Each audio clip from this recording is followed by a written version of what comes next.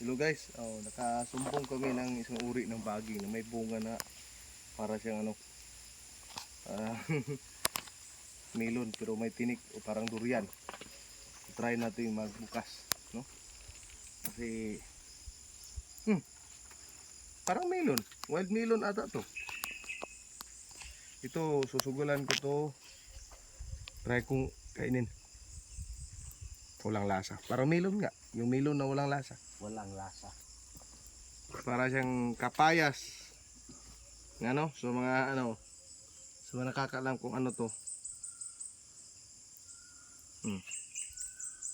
Huwag nyo ilang gayahin na titikman nyo ha, kasi baka poisonous to. Ako lang is titikman ko lang kasi para malaman ko kung matamis o hindi. Pero walang lasa sa may balat. Ang bunga medyo matamis na parang kape, yung liso ng kape. Yan. Pero yung survival. Pero ito lang ha, sa idea po talaga sa pagtikim, sa pag-alam kung paano malaman kung ang isang pagkain ay nakakain o hindi.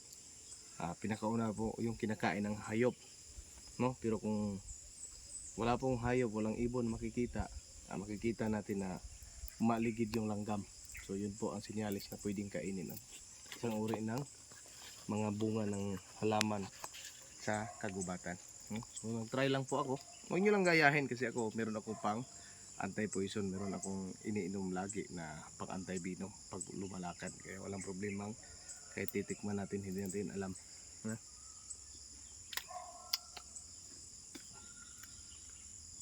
Okay, sa mapagpalang panahon.